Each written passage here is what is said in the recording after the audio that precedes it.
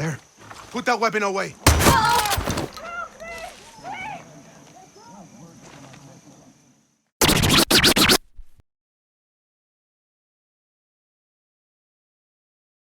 Hello everybody and welcome back to the channel. Here are my thoughts on Ubisoft's latest addition in the Far Cry series. I've been playing these games since Far Cry 3 was released, and first and foremost I want to tell you that if you've enjoyed other games in the series, you'll probably enjoy this one too. I've seen a lot of reviews criticising the game for being more of the same, but it's a formula that works, and I think there's enough tweaks and improvements in this entry to recommend it.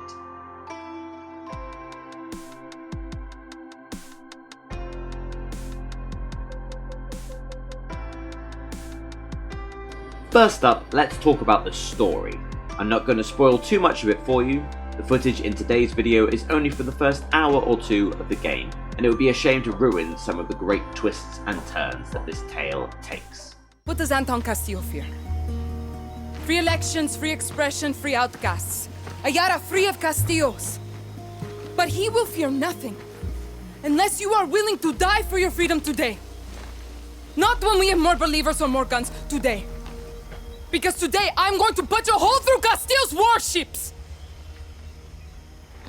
I am not fearless. I am scared as hell. But I promise you one thing. I will be feared. Viva Libertad.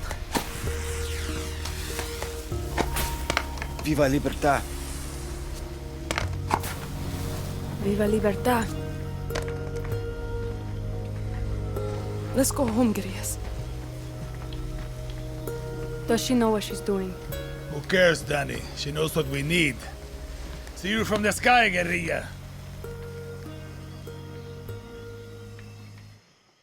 Just like many of the previous entries in the series, this game focuses on a small band of rebels attempting to overthrow a brutal dictator. The big difference with this game, however, is that your ragtag gang of guerrillas have much more personality than in previous games.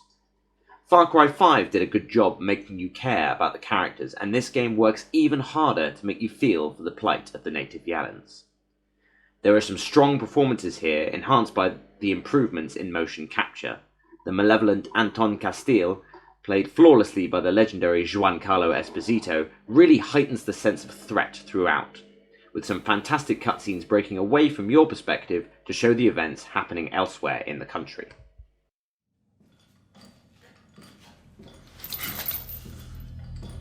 Libertad will kill you fucking Trujans! Traidores! Criminales! Puta. Mio, the difference between a true Yaran and a fake Yaran, it can be hard to see, but it's there. A true Yaran understands that loyalty to country is key to his survival.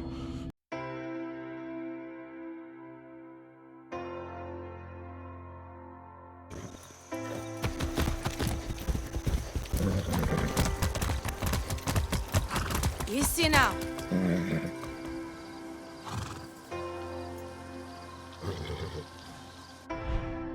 As I mentioned at the start of the video, the core gameplay is similar to the previous games.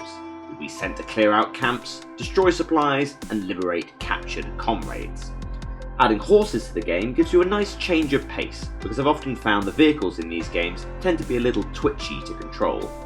Riding these horses around feels similar to playing Red Dead Redemption 2 in first person, although I've yet to confirm whether the horse's testicles react realistically to inclement weather. Mobility in the game seems to have improved as well, which makes climbing and vaulting around Yara in order to find caches of weapons, armour and materials even easier. There's a lot of things to collect in this game, and so far I've yet to encounter much vendor trash that I've had to trade. In the early parts of the game, almost everything you collect will be useful in your fight against Castillo's forces. As ever with the Far Cry franchise, you'll have a variety of weapons to choose from, and the game lets you carry 3 primary weapons and a sidearm from the very beginning. I'm sure this will help new players get a feel for the guns you collect, rather than forcing them to constantly head to the menus to switch guns out. Stealth is still a valid option, of course. You'll be shooting out security cameras and disabling alarms in order to get the jump on your foes. The game encourages this, but doesn't penalise you if things get loud and you go John Rambo on your enemies. Now back up to te come mierdas. When exploring the map, you will encounter some unique weapon variants as well as the standard variations of the game's many guns.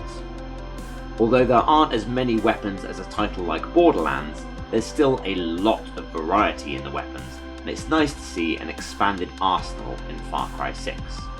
The menus are all very clean and clear, and you'll likely spend more of the game running around enjoying yourself rather than micromanaging gear and loadouts as a result.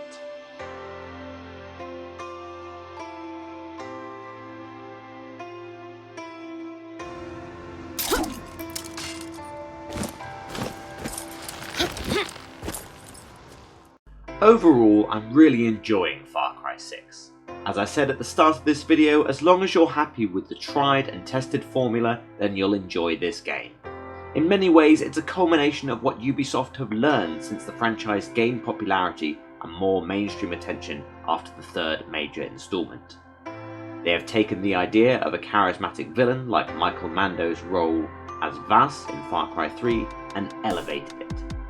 They made the mistake of killing off the best antagonist early in that third game, but this time round, by casting a well-recognised and often frightening actor in Giancarlo Esposito, they helped to drive the player forward to see what horrors this dictator will enact next. The gameplay feels smoother, the menus are cleaner, and the game really encourages you to experiment and have fun with its mechanics. It's a sandbox of beautiful views and brutal combat, with a likeable protagonist and solid gameplay loops that will keep you coming back for more. Thanks so much for checking out my review. Don't forget to like and subscribe, and keep an eye out on the channel for more video game reviews like this and some upcoming Let's Plays. Thanks for watching, and I'll catch you in the next video.